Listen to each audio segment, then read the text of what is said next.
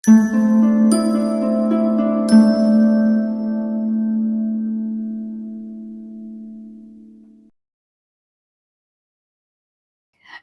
बातें दिल की में आप सबका एक बार फिर से स्वागत है। मैं हूँ ऋचा अनिरुद्ध। ये खास सीरीज है जिसे हम तक लेकर आ रहे हैं स्लीप वेल फाउंडेशन और संजीवनी सोसाइटी फॉर मेंटल हेल्थ। यहाँ पर हम बहुत सारे ऐसे पहलुओं पर बात कर रहे हैं जिन पर ध्यान देकर हम सब इमोशनल वेलनेस की तरफ आगे बढ़ सकते हैं।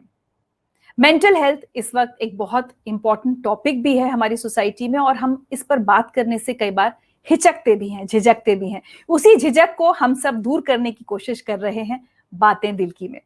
अभी तक हमने कुछ टॉपिक्स पर बात की। सबसे पहले ये कि इमोशनल वेलनेस के लिए संवाद होना कितना जरूरी है, कम्युनिकेशन होना कितना जरूरी है। उसके बाद हमने समझा कि इफेक्टिव कम्युनिकेशन कैसे किया जाता है, प्रभावशाली बातचीत कैसे होनी चाहिए। उसके बाद हमने बात की और समझा कि किसी को अगर हम सुन रहे हैं, कोई अगर अपनी परेशानी हमारे साथ बांट रहा है, तो अपनी कोई धारणा लगाए बिना उसको कैसे सुना जाए, लिसनिंग विदाउट जजमेंट। और जब हम ये समझ रहे थे कि हम कैसे किसी को सुन सकते हैं अपने पूर्वाग्रहों के बिना, तो उसके लिए बहुत जरूरी है कि हम खुद को पहले समझ पाएं और पहचान पाएं। तो यही टॉपिक है आज की बातचीत का, नो योरसेल्फ। क्योंकि जब हम खुद को अच्छी तरह से जान और समझ पाते हैं, तभी हम सामने वाले को भी समझने की कोशिश कर सकते हैं। और टू नो योरसेल्फ पर बात करने के लिए, हमें थोड़ी सी इंफॉर्मेशन देने के लिए हमारे साथ जुड़ रही हैं संजीवनी सोसाइटी फॉर मेंटल हेल्थ से वॉलंटियर काउंसलर कल्पना जी। कल्पना जी, कहना बड़ा आसान लगता है टू नो योरसेल्फ।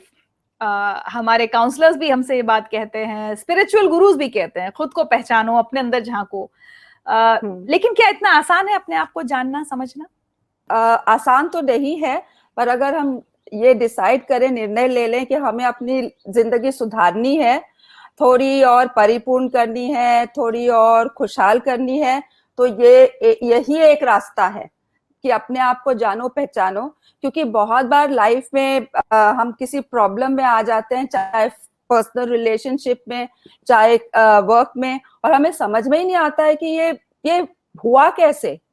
और वो टाइम होता है कि हम अपने अंदर थोड़ा टाइम लें, एक सेकंड पॉज करें, थोड़ा पीछे हटें और अपने अंदर देखें कि मेरे अंदर हो क्या रहा है, मेरे सामने ये सिचुएशन आई क्यों। जैसे मैं उदाहरण दूं, एक छोटा सा उदाहरण।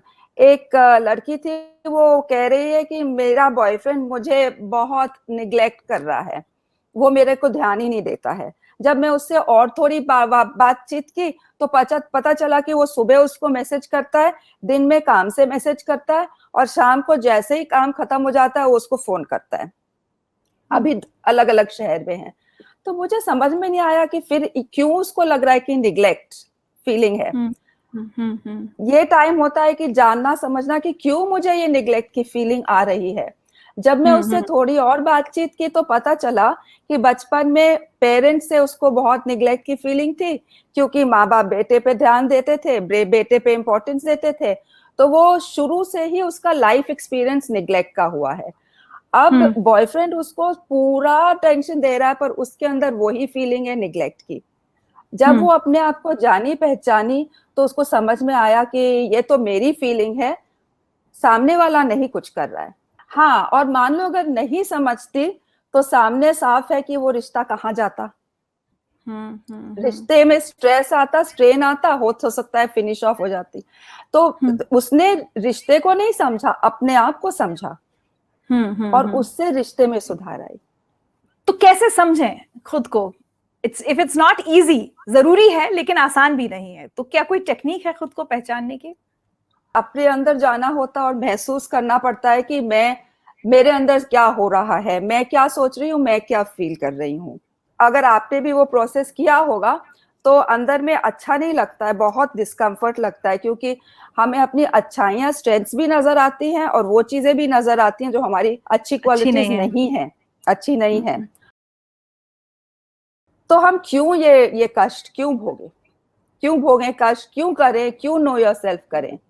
उसके क्या फायदे हैं? फायदे ये हैं कि जब हम अपने आप को जानने लगते हैं और पहचानने लगते हैं, तो हम सिचुएशंस में समझ पाते हैं कि क्या हो रहा है। एक और उदाहरण देती हूँ। अभी अभी कोविड के टाइम पे सब घर से काम कर रहे हैं, तो जो ये एक लेडी है वो घर से काम कर रही हैं। उनकी मदर इन लॉ की एक्सपेक्टेशन है कि घर से काम करो नहीं करो पर घर का जिम्मा पूरा तुम्हारा है। वो जब मेरे से बात कर रही है तो वो कह रही है कि देखो मेरी सास को इतनी सी भी बात समझ में नहीं आती है उनको, मैं एक प्राणी में क्या क्या करूं। जब उसको बोला एक मिनट थामो, तुम्हारे अंदर क्या हो रहा है, तो बोली मुझे बहुत गुस्सा आ रहा है। गुस्सा क्यों आ रहा है? बोली कि ये जो एक्सपेक्टेशन है सास की वो फेयर नहीं है, अनफेयर है।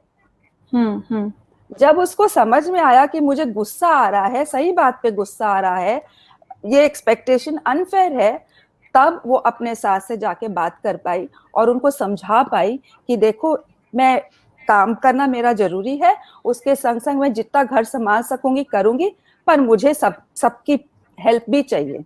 सो एक तरह से कहा जा सकता है कि समस्या कभी कभी बहुत जटिल लगती है, पर उसका समाधान यही सिंपल है, सरल है कि आप देखो क्या हो रहा है, मैं क्या सोच रही हूँ, मैं क्या महसूस कर रही हूँ। तो इसमें जो मुझे समझ में आया, दो चीजें समझ में आई। एक तो अपने अंदर झांक कर ये भी देखें कि हमारी पर्सनालिटी में जो भी, चाहे अच्छी चीजें हो चाहे बुराइयां हो, डिफेक्ट्स हो या हमारी स्ट्रेंथ्स हो, और दूसरा किसी एक पर्टिकुलर सिचुएशन में अपने अंदर झांको कि इस वक्त मुझे क्या हो रहा है। Am I right? हाँ, जब सिचुएशन आता है तो हमें एक मौका देता है कि अपने अंदर झांको और देखो कि मेरी वैल्यू सिस्टम्स क्या है, मेरे स्ट्रेंथ्स क्या है। वो हर सिचुएशन जो आता है वो एक मौका लेके आता है। सिचुएशन हमें अच्छा नहीं लगता है, तंग करता है, पर जब हम अपने अंदर देखते हैं और उस समाधान को हम सॉल्व कर लेते हैं तो एक अच्छी फीलिंग आती है, एक एम्पावर्ड फीलिंग आती है। लेकिन अपने अंदर झांकना, जो हमने पहले भी बात की कल्पना जी, आसान नहीं होता और कई बार डिस्कम्फर्ट हो सकता है। अगर कोई इंसान बहुत ईमानदारी से झांके और उसको ये लगे कि अरे मुझे तो झूठ बोलने की आदत है, या उसको लगे कि अरे मैं तो बेईमान हूं, मतलब बेईमानी इन टर्म्स ऑफ रिलेशनशिप्स, या मेरे अंदर तो बहुत घमंड है, तो कोई क्यों अपने अंदर झांकना चाहेगा अगर इतना डिस्कम्फर्ट मिलेगा उसको? अगर उसको उस घमंड से या बेईमानी से या झूठ बोलने से कोई तकलीफ नहीं है तो उसको कोई प्रॉब्लम नहीं है। पर जब हम झूठ बोलते हैं या बेईमानी करते हैं या घमंड प्रकट करते हैं अपने रिलेशनशिप में, तो एक तो हमें अंदर में डिस्कम्फर्ट फील होता है और दूसरी बात ये है कि हमारे रिलेशनशिप्स भी प्रॉब्लमेटिक हो जाती है। तो इसलिए आपको लगता है कि चाहे जैसे भी हो, जो भी रिजल्ट्स निकले, लेकिन अपने अंदर झांकने की कोशिश करनी चाहिए। अपने अंदर झांकने की कोशिश तब करना चाहिए जब हम अपनी लाइफ को सुधारना चाहते हैं, उसमें एक खुशी, एक परिपूर्ण एक्सपीरियंस करना चाहते हैं, तो एक तरह से वो कमिटमेंट टू सेल्फ हो जाता है। सबसे पहले तो हम ब्लेम करते हैं, जैसे मैंने वो सास बहू का जो उदाहरण भी दिया था, सबसे पहले तो अपनी सास को ब्लेम की कि समझती क्या है ये अपने आप को, ऐसा कैसे कर सकती हैं। पर जब उसने अपने अंदर देखा, अच्छा नहीं लगा, गुस्सा दिखा, परंतु फिर उसने रिस्पॉन्सिबिलिटी, जिम्मेवारी ली ना उस समस्या को सुधारने की। बट क्या आपने ये भी देखा है कि वो जो नोइंग आवरसेल्व्स वाला जो एक प्रोसेस होता है, उसके बाद कई लोग और ज्यादा डिस्टर्ब भी हुए हैं? डिस्टर्ब हुए हैं, पर डिस्टर्ब प्रोसेस है। कभी कभी जब मैं खुद अपने बारे में भी बोलूं तो when I get in touch, कुछ ऐसा कि भाई इसमें तो मैं उससे ऐसे बात कर रही थी कि मैं अपने आप को सुपीरियर समझ रही थी और उसको इंफीरियर समझ रही थी, तो वो जब मुझे दिखता है तो मुझे अच्छा नहीं लगता है। पर जब मैं उसके बारे में सोचती हूँ तो जब मैं सोचती हूँ हाँ, मेरे में ये एक गुण है जो उससे बेटर है, पर मैं सुपीरियर नहीं हूँ उससे, उसमें बहुत सारे गुण हैं, उसको बहुत सारी चीजें आती हैं जो मुझे नहीं आती हैं। जस्ट ये डिस्कम्फर्ट के प्रोसेस से मैंने उस पर्सन को अप्रिशिएट करना सीखा। जब मैंने उसको एक और दृष्टिकोण से देखा कि मेरे में, हाँ मैं इस चीज में उससे बहुत स्मार्ट हूँ, पर वो मेरे से इन चीजों में कितना बढ़िया करती है, तो जब मैंने उस दृष्टिकोण से उसको देखा, मैंने उसको जबान से कहा भी कि यस, ये चीजें रियली अच्छा करती हो, तुम खाना बहुत अच्छा बनाती हो, और तुम अपने फैमिली को बहुत, अपने सबसे बहुत प्यार से बात करती हो। कुछ ट्रेट्स ऐसे होते हैं जहां पर बहुत मदद मिल सकती है अगर हम अपने अंदर झांक सकें, स्पेशली जिसमें मुझे लगता है कि गुस्सा हम सबके अंदर ऐसा है, कुछ लोग उसको छुपा लेते हैं, कुछ लोग ऐसा प्रिटेंड करते हैं कि उन्हें गुस्सा नहीं आता, लेकिन कई बार आप देखते हैं कि एक कोई इंस्टेंस होता है और आप उनका बहुत तेज गुस्सा फूट जाता है। सो नोइंग योरसेल्फ में सबसे इम्पोर्टेंटली एंगर से कैसे डील किया जाए? एंगर एक्चुअली बहुत इंटरेस्टिंग इमोशन है, क्योंकि वो हमें सतर्क करता है कि मुझे यहाँ पे कुछ है जो मुझे अच्छा नहीं लग रहा है, जिससे मुझे गुस्सा आ रहा है। अगर मैं बैठ के सोचूं कि मुझे उससे गुस्सा क्यों आ रहा है, कभी कभी ये पता चलता है कि एक्चुअली मुझे गुस्सा इसलिए आ रहा है क्योंकि उसके पास कुछ चीजें हैं जो मेरे पास नहीं है, और मेरे को एक्चुअली गुस्सा के नीचे क्या भावना है, ईर्ष्या की भावना है। जब हम अपने आप से सच्चाई से पेश आते हैं और हम एक्सेप्ट करते हैं कि उन ईर्ष्या की भावना से, हम ईर्ष्या की भावना के कारण हमें उसके ऊपर गुस्सा आ रहा है, तो हमें अपॉर्चुनिटी मिलता है सोचने के लिए कि ईर्ष्या किस लिए। अपनी सिचुएशन को एक्सेप्ट करना सीखते हैं, और हमारे पास जो है उसको ग्रैटिट्यूड के साथ एक्सेप्ट करना सीखते हैं। कभी कभी गुस्सा सही बात पे आता है कि अगले ने हमारे संग गलत किया है और इसलिए मुझे उसके ऊपर बहुत गुस्सा आ रहा है। फिर इस सिचुएशन में भी अगर मैं एक सेकेंड लूं और पीछे हटूं और सोचूं कि भाई इतना गुस्सा मुझे क्यों आ रहा है उस पे, और मैं समझने की कोशिश करूं कि उसने ऐसा किया तो क्यों किया। पहले हमें ये लग सकता है कि हाँ हम सही हैं, क्यों जिसलिए गुस्सा आ रहा है और हमारे संग गलत किया गया है। पर जैसे मैंने उदाहरण दिया, थोड़ी सी देर सोचने में ये पता चलता है कि हो सकता है अगले ने ऐसा किया क्योंकि उसके अंदर इनसिक्योरिटी है, या मेरे अंदर में ही कुछ ऐसी भावनाएं हैं, एनवी या ऐसे कुछ। तो कल्पना जी, क्या क्या तरीके होते हैं जिनको अपनाकर हम खुद को पहचान सकते हैं, अपने अंदर जा सकते हैं, झांक सकते हैं? सबसे इम्पोर्टेंट है अपने वैल्यूज और बिलीफ्स। वैल्यूज और बिलीफ्स वो चीजें हैं जिसके संग हमारे लिए नेगोशिएट करना कठिन है। अगर मेरी ये बहुत स्ट्रॉन्ग वैल्यू है कि लोगों की मदद करनी चाहिए और उसमें मुझे आनंद मिलता है, तो मैं नेचुरली ऐसे प्रोफेशंस में ग्रेविटेट करूंगी, टीचर, डॉक्टर, नर्स, काउंसलर, इन सब प्रोफेशंस में मुझे आनंद मिलेगा। पर अगर मैं पार्टनर ढूंढ रही हूँ मान लो, और उसके अंदर वैल्यू, बहुत लोग होते हैं उनके लिए होता है कि अपना कमाओ, अपना खाओ, अपनी जिंदगी एंजॉय करो। अगर मैं ऐसा पार्टनर ढूंढूं और इतना वैल्यू सिस्टम क्लैश हो, तो वो रिलेशनशिप चल ही नहीं सकता है।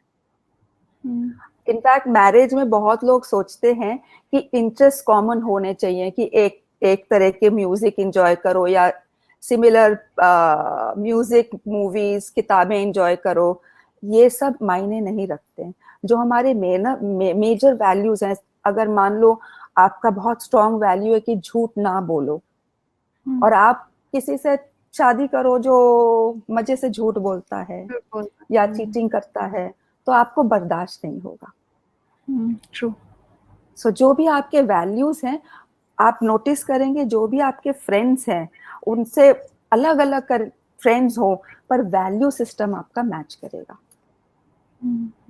जब इसलिए इतना जरूरी है कि मैं मेरा वैल्यू पहचानूं, क्योंकि उसी से मेरी लाइफ की धारा जाती है कि किसके संग मैं उठती बैठती हूँ, किसके संग मैं क्या करियर चूज करती हूँ, और उसी से लगे स्ट्रेंथ्स भी जानना बहुत जरूरी है।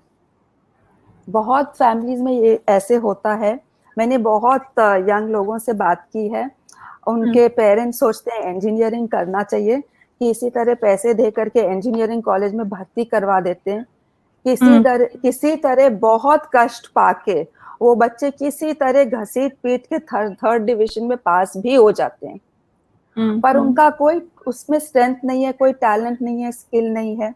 पास होने के बाद नौकरी नहीं मिलती है, अंदर बहुत गिल्ट होता है कि मेरे माँ बाप ने इतने पैसे खर्च किए मेरे एजुकेशन में, अब मैं क्या करूं। फ्रस्ट्रेशन, डिप्रेशन, इसके बाद डिप्रेशन और साइकियाट्रिस्ट मेडिसिन तो होता ही होता है।